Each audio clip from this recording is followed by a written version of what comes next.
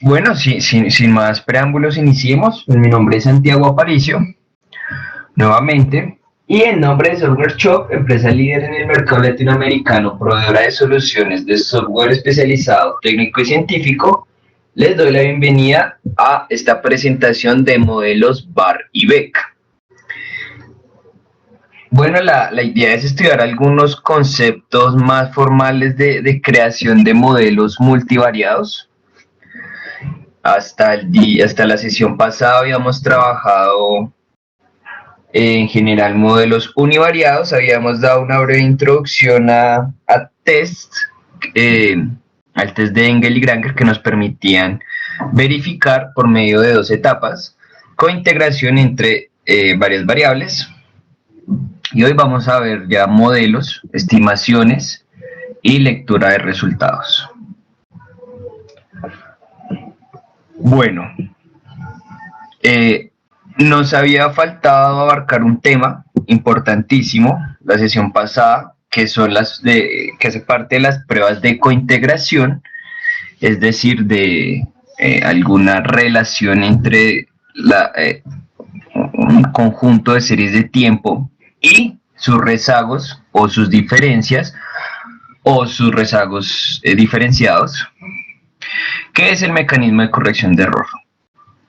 En la sesión pasada habíamos visto el método Engel y Granger, que en dos etapas nos preocupábamos en hacer una regresión lineal de una serie respecto a otra. En este caso estamos trabajando solo dos series de tiempo, para simplificar.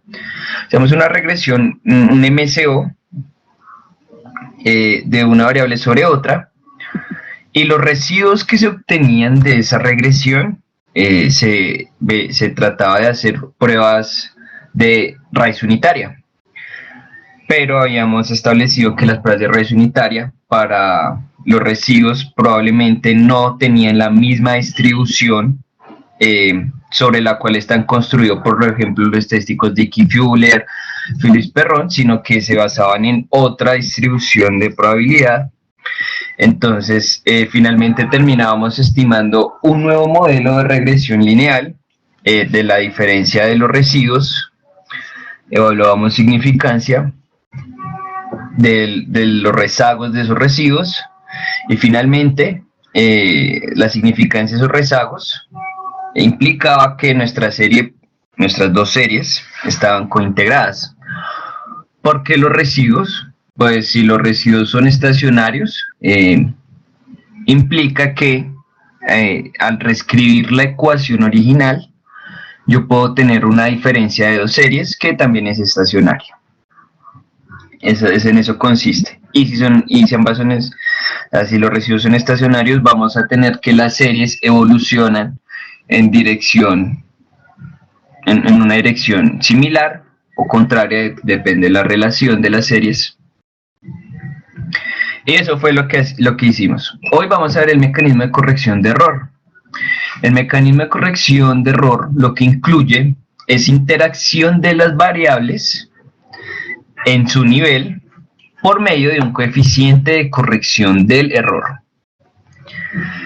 A diferencia del test de Engel y Granger, este mecanismo va a incluir efectos de corto plazo sobre las variables y potencialmente también los rezagos de las diferencias de las variables. Entonces, inicialmente supongamos en la ecuación 1 que quiero plantear un modelo de este estilo. Recordemos el número de rezagos que yo incluya en cada ecuación va a depender, uno, de la teoría. Primero, siempre mirar la teoría que nos dice acerca del comportamiento de mi variable univariadamente y también la relación potencial que tenga con las otras. Dos, los modelos que cada serie tenga intrínsecamente, por ejemplo, el modelo ARIMA sobre Y o X. Y la frecuencia de la serie, recordemos, altas frecuencias indicarían mayor número de rezagos, etc. Hoy vamos a plantear este modelo. En nivel, está estrictamente en nivel con los rezagos de la misma serie y el nivel de la otra serie y los rezagos y el primer rezago de la otra serie. Y recuerden siempre un término de perturbación en el modelo teórico. Entonces el mecanismo de corrección de error lo que quiere hacer es buscar un coeficiente que recoja la interacción de los niveles de ambas variables. Ese coeficiente uno podría reescribir la primera ecuación y llegar a la segunda ecuación, que es una ecuación que ya está en diferencias, y este menos 1 menos teta 1 lo vamos a llamar alfa. Bueno, ya ahora vamos a ver un ejemplo. Va a ser alfa y todo este coeficiente es el coeficiente de corrección del error. Es decir, si nosotros nos fijamos, es un coeficiente que está multiplicando a una expresión en el paréntesis, que no es más que una combinación lineal de los rezagos del nivel de la variable. Y además se le suma la diferencia pues, de la otra variable y la diferencia rezagada de la otra c. Entonces, bueno, acá hay varias cosas que analizar. Primero, el coeficiente de corrección del error, ya sabemos, es el coeficiente que finalmente va a determinar la cointegración entre las variables de la forma original, de la ecuación 1, y además va a atrapar unos elementos de corto plazo que van a estar dados por las diferencias. Entonces, siempre que yo estime, digamos teóricamente, la ecuación sobre la cual voy a realizar el mecanismo de corrección del error, voy a incluir los niveles de la variable y voy a incluir las diferencias. Y las diferencias finalmente son las que terminan explicando los efectos de corto plazo sobre las variables. Y las diferencias rezagadas también. Entonces, ¿cuál es la idea? Estimar la segunda ecuación. A partir de la estimación de la segunda ecuación, puedo hallar el parámetro θ1 y finalmente la idea es realizar un test muy parecido al de Engel y Granger sobre esta expresión dentro del paréntesis. Finalmente, si verificamos que este parámetro de corrección del error implica que estos términos dentro del paréntesis tienen alguna relación, pues vamos a verificar cointegración por medio de Engel y Granger. Esto lo vamos a hacer utilizando Stata. Y vamos a trabajar la misma base de datos que ya les había enviado por correo. Entonces,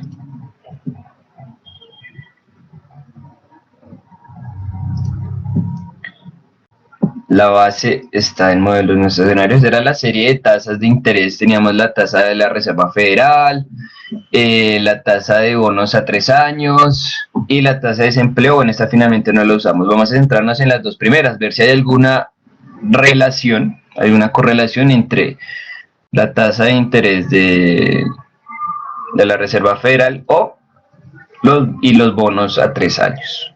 La tasa de interés de los bonos a 3 años. Listo. Habíamos encontrado la sesión pasada que las series inicialmente no eran estacionarias, diferenciándolas una vez si ya se volvían estacionarias. Por lo tanto, ambas tienen el mismo orden de integración, que es 1. Diferenciándolas una vez ya se vuelven estacionarias en sentido débil. Entonces, digamos, es factible realizar la cointegración. Recuerden que una de las condiciones para poder hacer estos análisis de cointegración es que las series sean integradas del mismo orden. Listo. Entonces, primero vamos a tomar como YT a la tasa de la Reserva Federal y a X los bonos a 3 años. Y vamos a estimar esta segunda ecuación. Entonces tengo que generar las diferencias. Listo, voy primero a generar la diferencia de la tasa de interés de la Reserva Federal. Recuerden el comando de punto y la variable original ya genera la diferencia, la primera diferencia. Y ahora, una vez generada esa diferencia, vamos a estimar esa ecuación. Entonces recuerden que estas son finalmente sistemas de ecuaciones. Entonces nos vamos a hacer estadísticas y en modelos lineales vamos a seleccionar, vamos a seleccionar estimación por mínimos cuadrados no lineales, que es la manera de estimar este tipo de ecuaciones por mecanismo de corrección del error. Entonces, la variable dependiente, recordemos, va a ser la diferencia de la tasa de la reserva, y la expresión sustituible va a estar dada por esta ecuación. Entonces, a este coeficiente de corrección del error lo vamos a llamar alfa. Entonces sería alfa por el rezago menos un beta 1 menos beta 2 por el rezago de la otra. Y así vamos a ir construyendo nuestra ecuación. Entonces tenemos menos. Entonces, cuando yo quiero insertar una expresión o una ecuación en Stata y quiero que recoja y le dé un nombre a un escalar o a un coeficiente en específico, lo encierro entre llaves y escribo el nombre que me gustaría para esa variable y voy a multiplicar eso por el segundo paréntesis, el rezago de la variable y menos un beta 1 entre llaves, ¿cierto? Menos nuevamente llaves, un beta 2, que estará multiplicando a el rezago de los bonos a 3 años. Listo, ya tenemos nuestra primera parte más un delta 0, llamémoslo delta 0, por la diferencia de nuestra variable original, de nuestra variable, perdón, de bonos a 3 años, más, ¿cierto? Nuevamente llaves, un delta 1, por la diferencia del rezago de los bonos a 3 años. ¿Listo? Las variables, aquí en variables, tendríamos que seleccionar las variables que queremos, que habíamos incluido en nuestra ecuación inicial. Entonces, vamos a seleccionar el rezago de la primera variable, el rezago de la segunda, ¿cierto? Tendríamos también la diferencia de la segunda y la diferencia del rezago de la segunda. Recordemos, L punto el operador de rezago, D punto el operador diferencia. Valores iniciales, si uno tuviera unos valores iniciales para estimar las ecuaciones, pues uno los podría incluir, pero en este caso no tenemos, vamos a estimar la ecuación directa. Y aquí pues tenemos también varias opciones, si quisiera una expresión sustituible, lo que hicimos ya si la tenemos programada o un evaluador de alguna función también preprogramada. Y aquí pues tenemos también varias opciones, pero por el momento lo vamos a dejar tal cual. Y vamos a clicar en OK. Y finalmente se calcula este modelo de corrección del error. Tenemos que el coeficiente alfa es de 0,1769 y tenemos cada uno de los coeficientes. Tenemos la significancia, en general es buena significancia, excepto por este beta 1, que es un término constante dentro del paréntesis de corrección del error.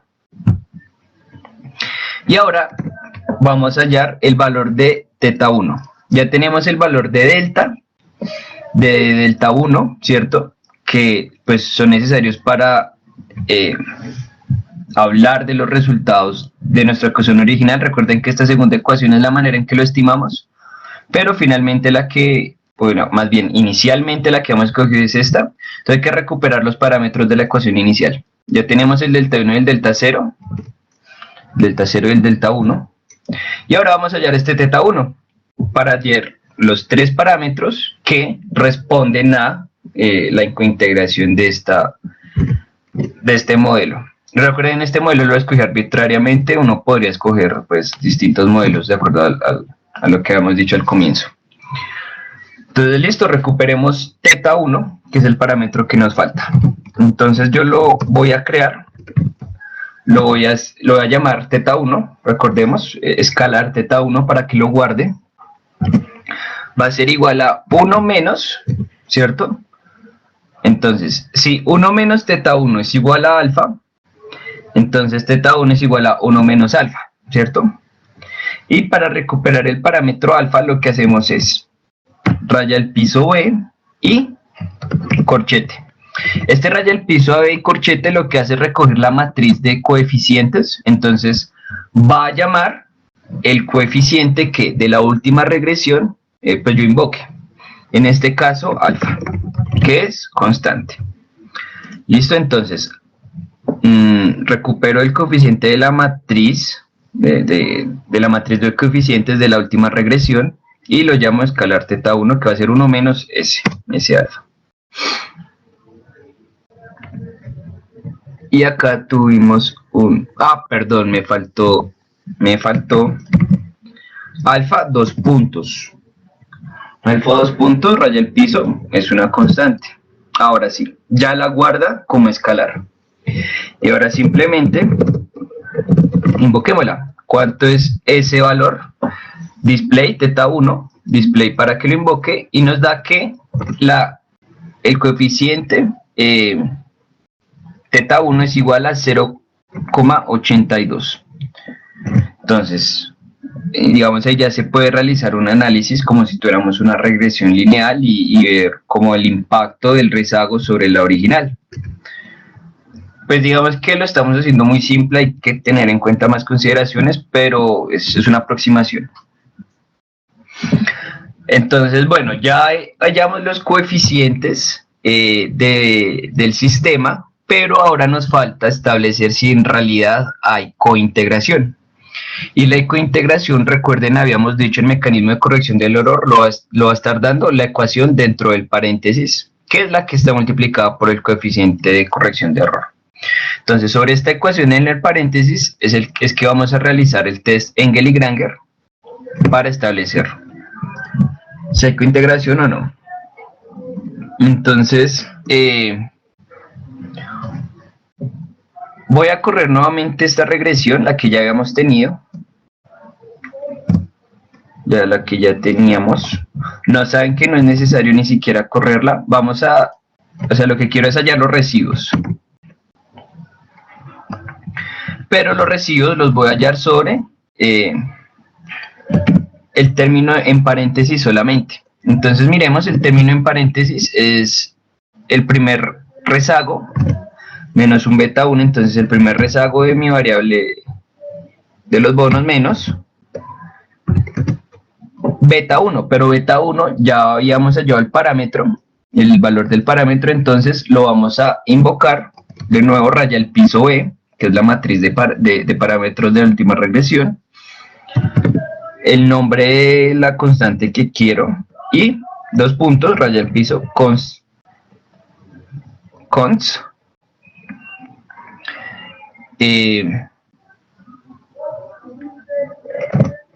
menos, nuevamente invoco el beta 2 de la matriz de coeficientes de la última regresión, también constante, por este está multiplicado por el primer rezago de los fondos. Listo, voy a generar esta ecuación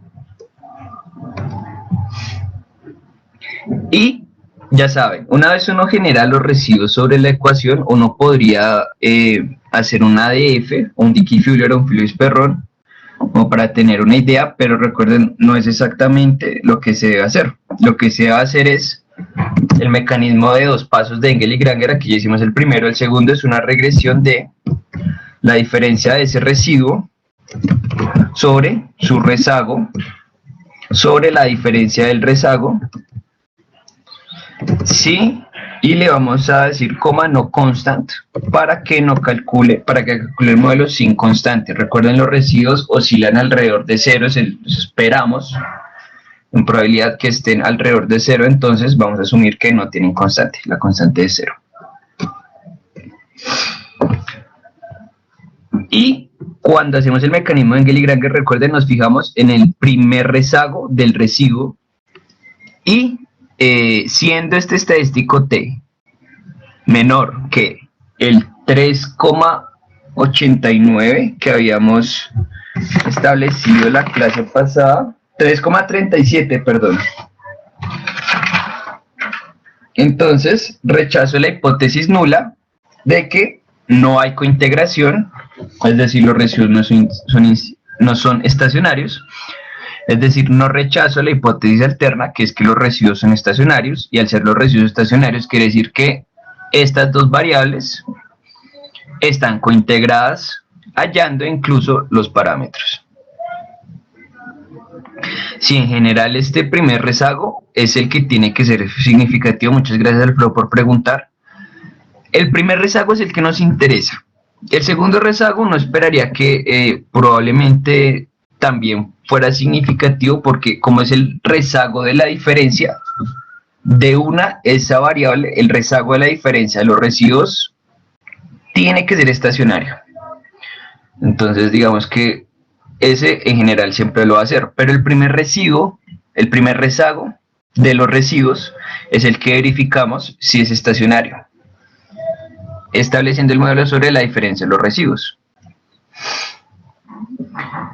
Siempre puedes aplicar Granger. Esta es la idea del test de Granger, que este estadístico T sea menor a 3,37, a menos 3,37.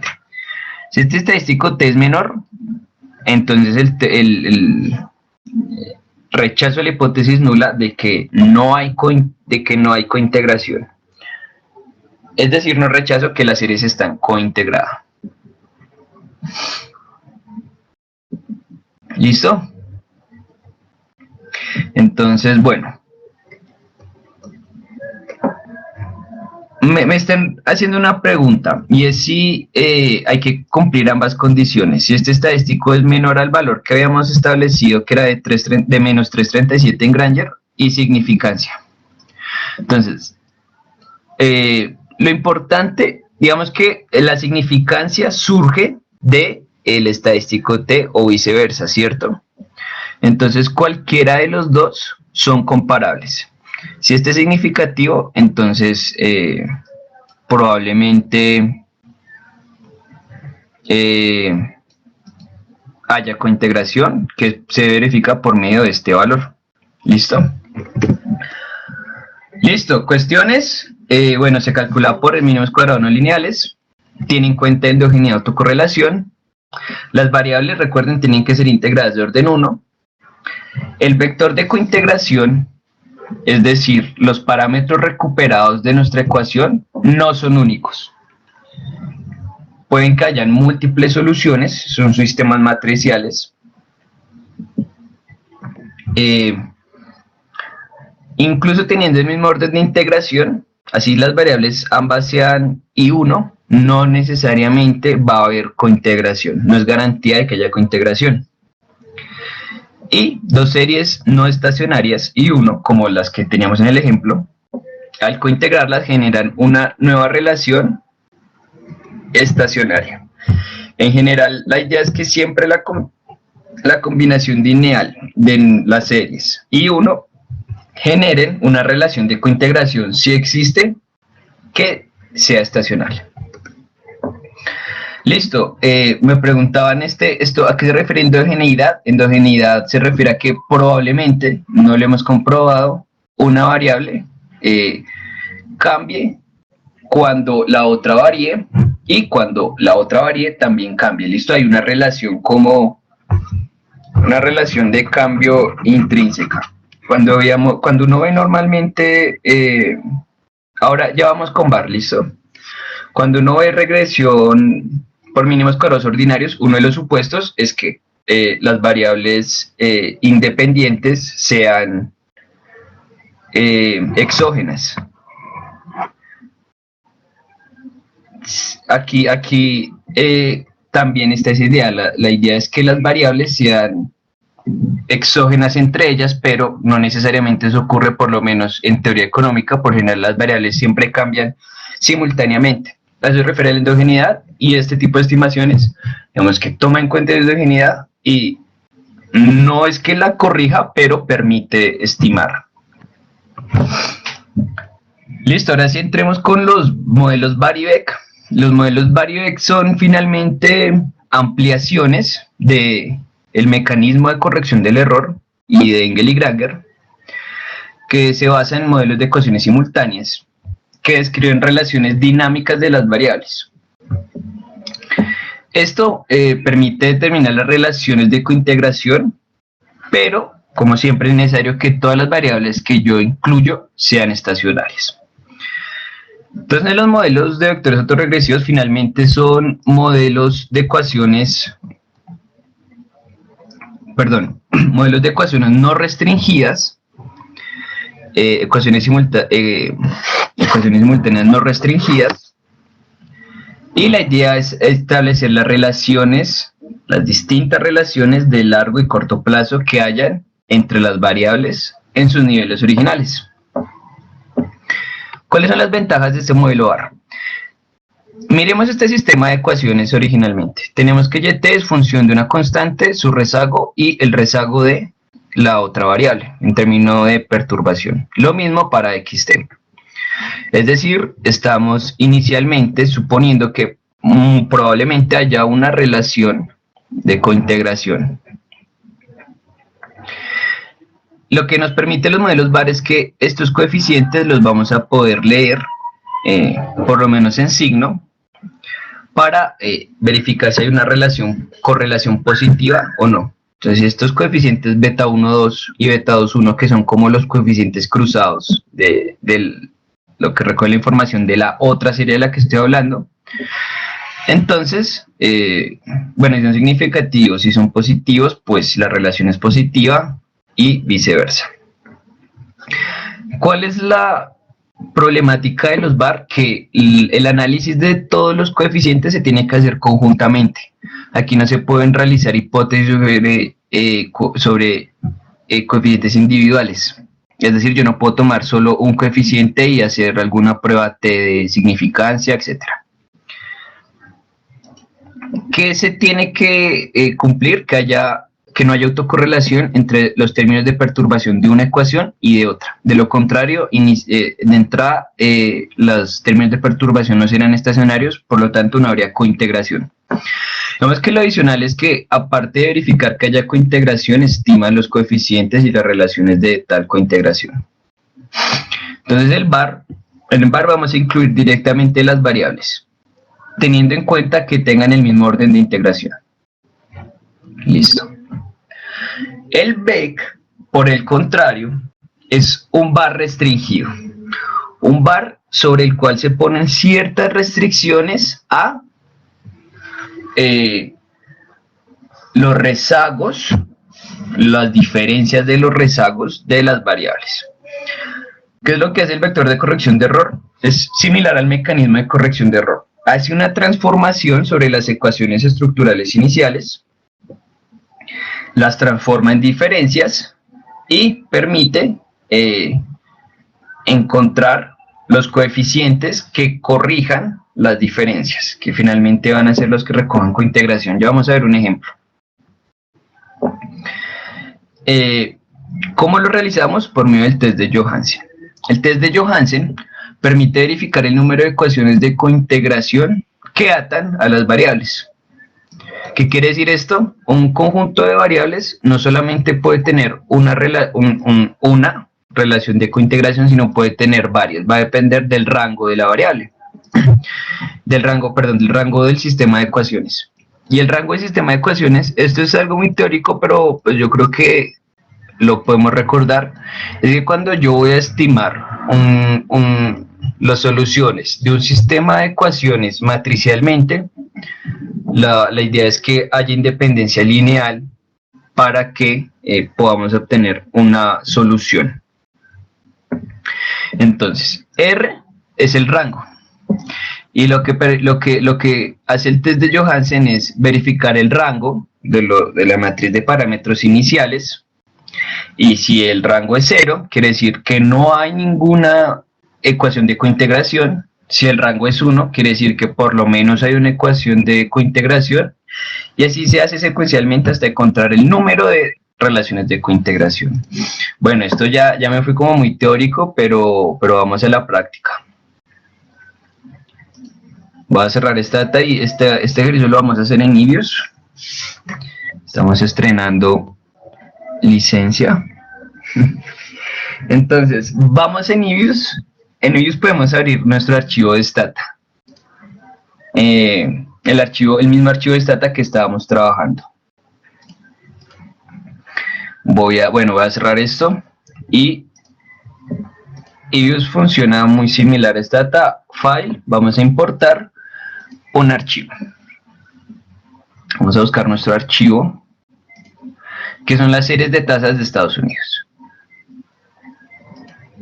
Abrir, generó las variables, la tasa de desempleo no la voy a incluir porque pues no la estamos trabajando. Y aquí me permite incluir tal vez algunos parámetros, podría llamarse, digamos de la base de datos con la que ya estaba trabajando, pero yo le voy a decir que no importe estas series, estos objetos externos a la fuente, solamente copie los datos tal cual. Listo. Tenemos nuestro workfile en Ibius. Y vamos a estimar un modelo AR y un modelo BEC con nuestras dos variables. Lo primero que vamos a hacer es estimar el modelo VAR. Entonces el modelo VAR, vamos al encabezado, vamos a Quick y hacemos clic en estimar VAR. En estimar VAR tenemos tres opciones: el VAR estándar, que es el que estábamos viendo, el BEC, y el VAR bayesiano, que esto ya es como estadística, otro tipo de estadística no frecuentista, que es la que nosotros trabajamos. Entonces quedamos en el VAR estándar y las variables endógenas van a ser pues nuestras dos variables que queremos trabajar: FFR y R3. Listo. Los intervalos que quiero incluir para las variables endógenas por default es 2. Yo creo que lo dejemos así en 2. Supongamos que así se comporta la serie. Y las exógenas variables que las recoja en C. Recuerden que C es como un set de datos que crea automáticamente Ibius, que recoge algunos coeficientes de las últimas estimaciones que uno haga. Entonces sí, me acaban de hacer una pregunta muy buena. La pregunta es: aparte de esas dos variables de las que yo quiero encontrar si hay cointegración, ¿puedo incluir alguna variable exógena que se considere importante a la hora de estimar ambas variables? Definitivamente sí se puede incluir. Podríamos incluir, no sé, ahí podríamos haber incluido la tasa de desempleo. De pronto, si la teoría nos sirve para determinar ambas, pero tenemos conocimiento de que es exógena, también la podemos incluir. Aquí no vamos a incluirla. Vamos a decir que la exógena variable sea como esta parte constante. Listo, y vamos a clicar en aceptar. Nos sale el recuadro de resultados y nos salen los estadísticos convencionales. Aquí lo importante es fijarnos en el ACAIQUE. El ACAIQUE, que es el criterio de información. Recuerden, este criterio de información funciona igual que en los ARIMA o en los ARMA. Entre menor sea, mejor ajuste. Tenemos también el criterio de Schwartz y el número de coeficientes que estima este tipo de modelo. Entonces, ¿cómo arreglamos los resultados? Tenemos Como son ecuaciones simultáneas y tenemos dos variables, pues vamos a tener dos ecuaciones, una para la tasa de la reserva federal y otra para la tasa de 3 años. Y vamos a ver cómo se comporta la tasa de acuerdo a los rezagos, dos rezagos de ella misma y dos rezagos de la otra variable, y lo mismo para R3. Como pueden observar, digamos que los coeficientes van cambiando, son estimaciones simultáneas, y aquí lo que nos importa es este número entre el corchete, que es el estadístico T, pero es el valor crítico, ¿no? No es el valor probabilidad. En Stata tenemos la probabilidad, no, aquí tenemos el valor crítico. Y recuerden, valores críticos altos indican significancia. Valores críticos bajos indican que no hay significancia. En general vemos que una variable responde significativamente a su primer rezago, no responde a su segundo rezago, sí responde al primer rezago de la otra y sí responde al segundo rezago de la otra. Y ya digamos que uno va haciendo el análisis, va jugando qué modelo mejor se ajusta, qué modelo obtengo los menores criterios de información, con qué modelos obtengo probablemente el R cuadrado. Y,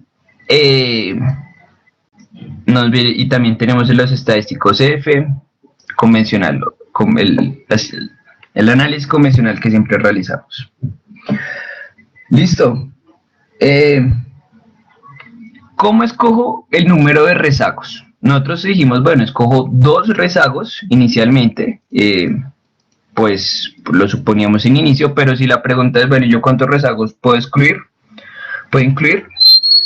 Pues entonces nos vamos también nuevamente a Quick. Nos vamos a ir a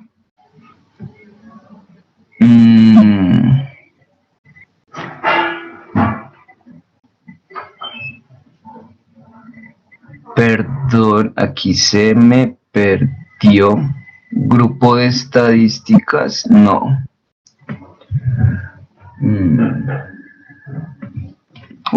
No, perdón, no es en sino es en View, dentro del mismo modelo, y en View voy a tener distintas opciones de crear estadísticos.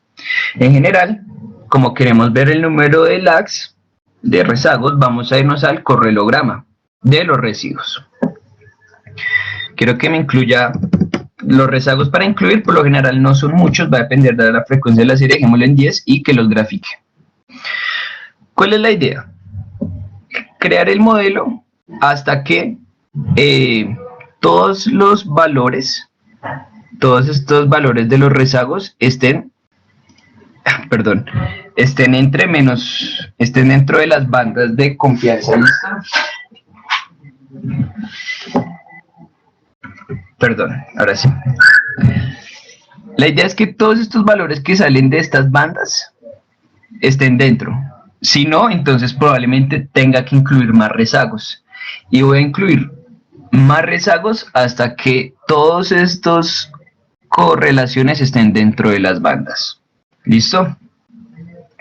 Una vez verifico que están dentro de las bandas, pues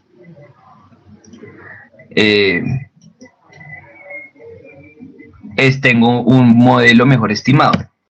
Entonces nos vamos aquí en Estimate, podemos corregir nuestro modelo y ahora hagámoslo con 4 rezagos.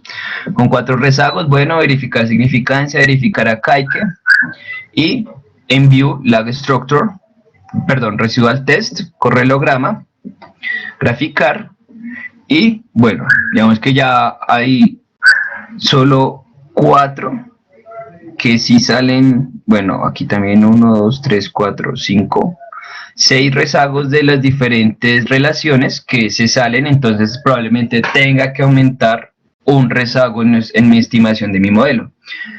Entonces ese sería como uno de los criterios para escoger el número de rezagos del bar. Listo. Veamos con integración. Para ver con integración, pues voy a guardar los resultados. ¿Listo? Para guardar los resultados, en name, una vez lo voy a dejar por default var1, y el nombre que yo le dé, pues va a guardar aquí en el Word file un modelo var1. Listo.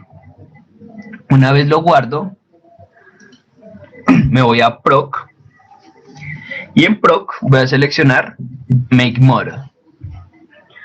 En make model me va a salir en una nueva tabla, voy a escoger el modelo var1 que escogí, finalmente lo escogí con 4 rezagos, debí haberlo hecho con más, pero bueno, el tiempo es enemigo, y selecciono este modelo.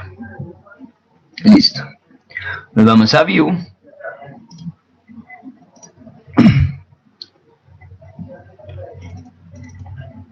aceptar. No.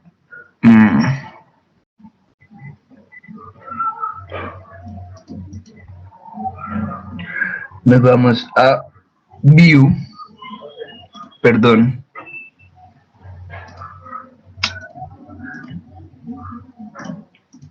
Voy a eliminar el modelo. Nos vamos a View y en estructura de lag voy a comprobar cointegración con el test de Granger. Entonces, este test es solo de Granger, no es Engel y Granger, es solo de Granger, es acerca de la causalidad de Granger. Entonces, ¿qué es causalidad de Granger? Causalidad de Granger se refiere a que una variable permite predecir el comportamiento de la otra. Si una variable sirve para predecir el comportamiento de la otra, bueno, pues es porque hay una cointegración, pero eso no quiere decir que una cause la otra. Eso es lo que sirve para predecir los valores de la otra. Entonces, en View, Lag Structure, Granger. Entonces, Granger se hace un estadístico chi, tiene sus grados de libertad, y en general la hipótesis nula es que las variables no se causan en el sentido de Granger.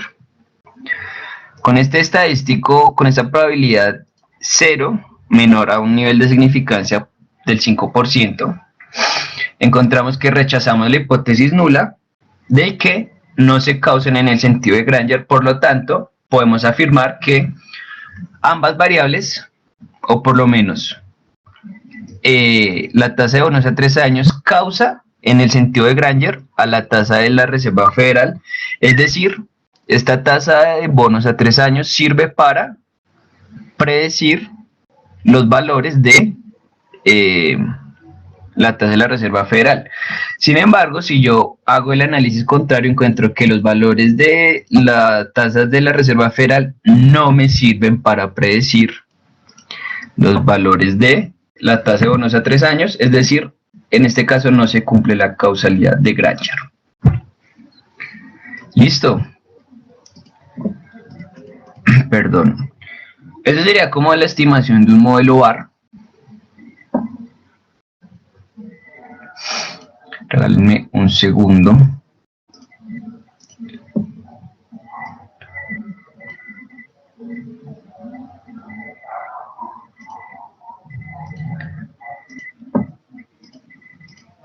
Listo, ya tenemos nuestro VAR. Ahora hagamos nuestro modelo BEC.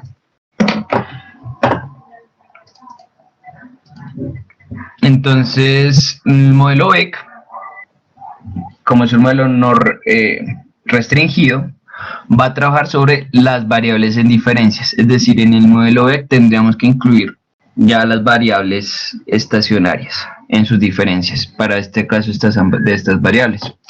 El modelo BEC lo calculamos de la misma manera. Estimar var, pero en tipo de var vamos a seleccionar BEC.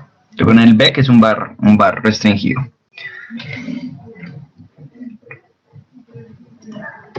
Variables endógenas, las mismas. El número de rezagos, perdón, voy a tener que volver a hacerlo. El número de rezagos para las diferencias, bueno, escojamos 2 rezagos para las diferencias que incluye el modelo con 2 diferencias y sin variables exógenas. Listo, aceptar. Entonces miren la diferencia entre un var y un vec. En el var teníamos los niveles rezagados de las variables. En vec lo que genera es un nuevo modelo con las diferencias rezagadas, y estas diferencias rezagadas van a tener unos coeficientes que van a ser el error de corrección. Es decir, el error de corrección, digamos, traído a la vida real, lo que hace es que estos efectos de corto plazo, que son las diferencias de las variables, los va a ir corrigiendo a medida que pasa el tiempo, tal de que en un escenario de largo plazo se hayan corregido los errores que puedan llevar, que puedan haber, de los errores de estimación que puedan haber arrastrado estas diferencias.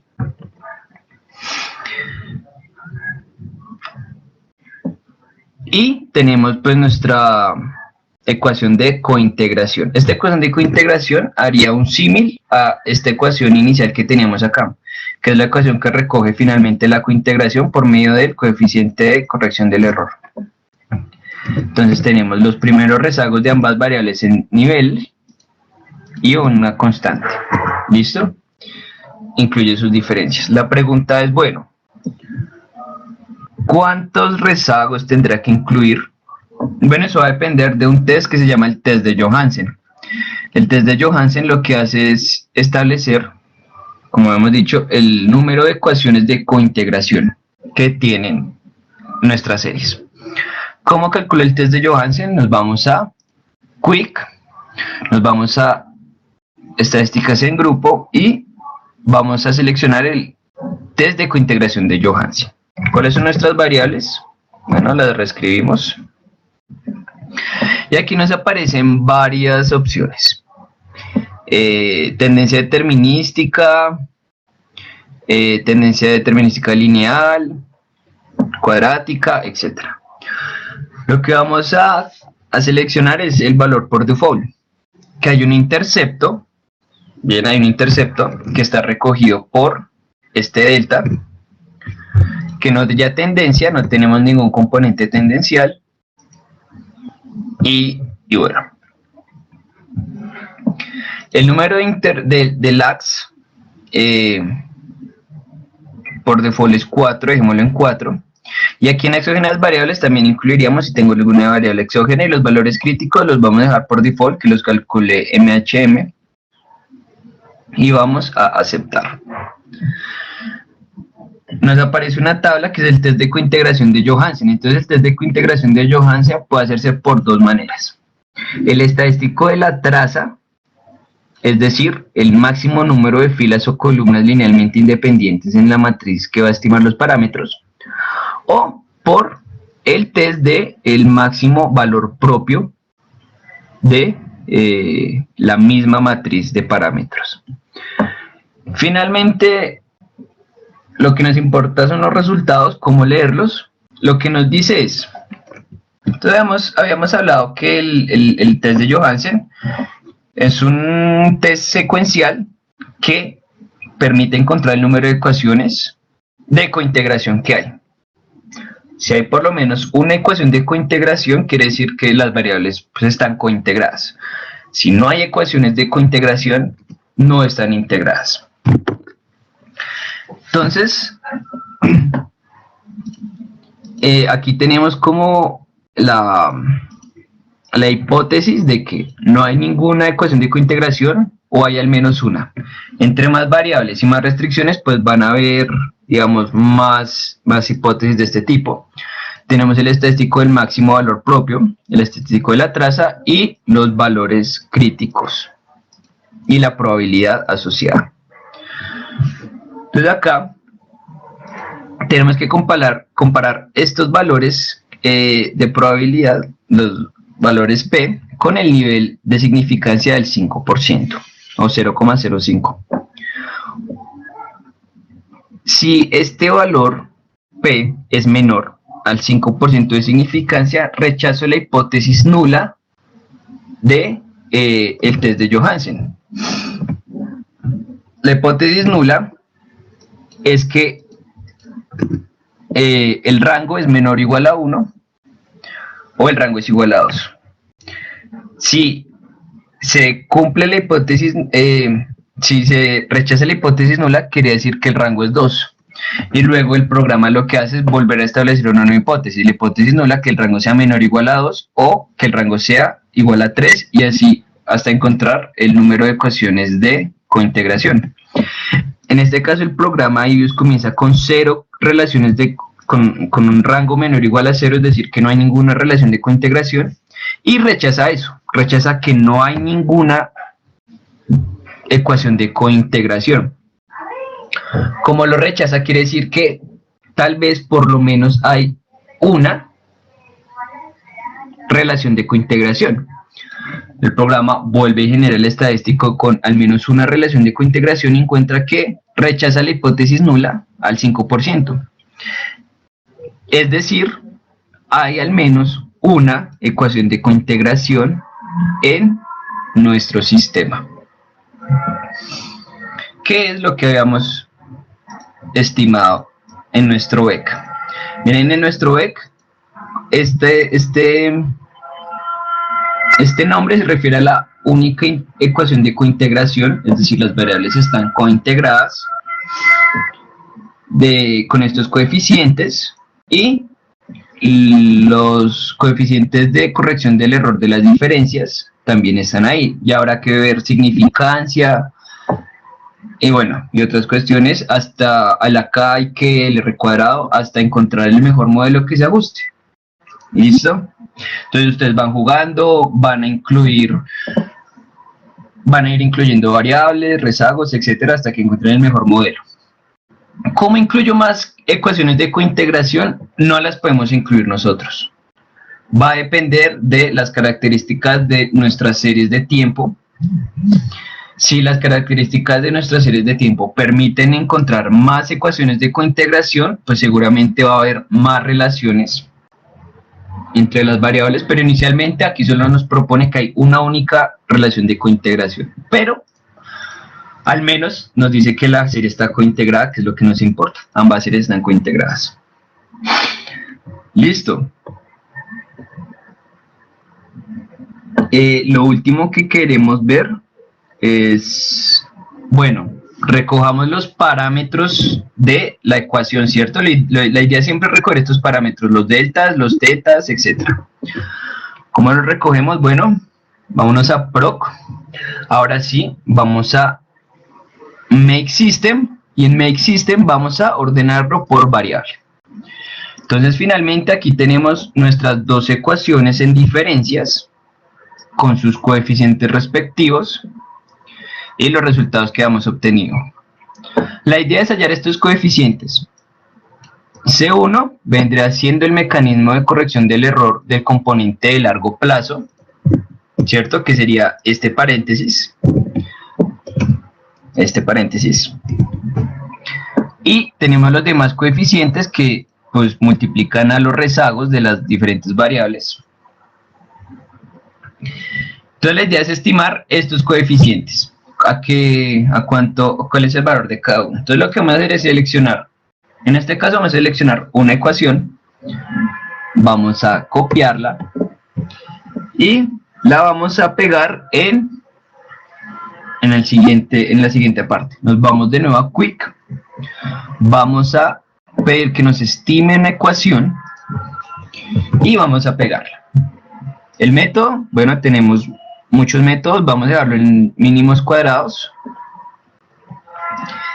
y los vamos a estimar en este periodo de tiempo. Yo siempre estoy borrando para que no acabe en el segundo trimestre de 2008, sino en el primero, porque es como un error de los datos que me creó, pues el dato para el último trimestre aparece como no aplica. Entonces yo pues lo corrijo aquí manualmente y luego que me lo creo hasta el primer trimestre de 2008 y voy a clicar en aceptar. En aceptar recupero los coeficientes de mi ecuación estructural que inicialmente estaba estimando y puedo hacer, digamos, un análisis más directo si a veces trabajar en diferencias no es tan... no se puede explicar como tan fácilmente. Listo, tengo los mismos estadísticos, tengo los criterios acá, y que HANA Queen, el Swatch, voy comparando hasta estimar el mejor modelo. ¿Cuál fue el objetivo de hoy? No solo verificar la cointegración entre las variables que hemos trabajado, sino encontrar las relaciones, tanto en nivel como en diferencias, por medio de un var y un medio de un vec respectivamente.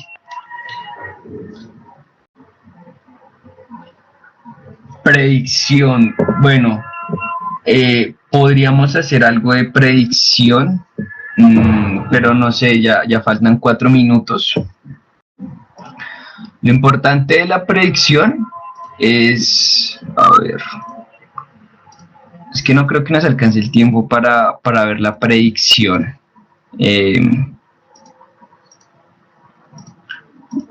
Regálenme un minuto y si alcanzamos a hacer predicción lo hacemos en bombas.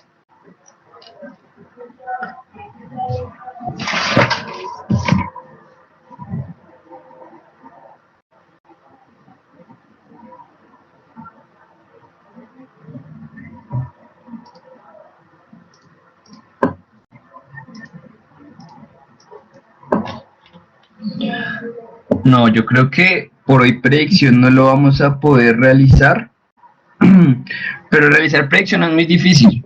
Es estimar un modelo VAR. Hagámoslo rápido, estimar un modelo VAR. Un VAR básico, 2 rezagos, dejémoslo hasta acá. Aceptar. Voy a guardarlo nuevamente como VAR 1. Bueno, entonces guardémoslo como var 2, no me lo dejo guardar. Lo abro y proc make model y en main model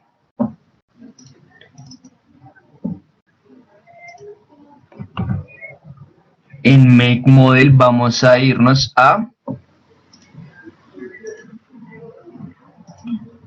escenarios, no a solucionar.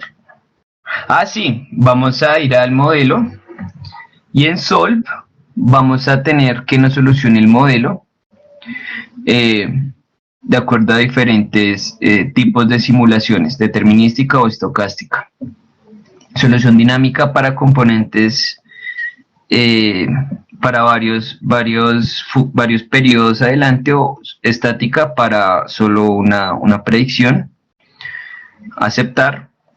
Y nos crea 2 variables, FFR raya al piso 0 y R3 raya al piso 0, que son las que van a recoger las predicciones que por medio de ese modelo VAR realiza el programa. ¿Listo? Entonces, así como por muy encima, cómo va a hacerlo rápido para que tengan una idea, ustedes ya lo cacharrean en sus trabajos, en sus casas.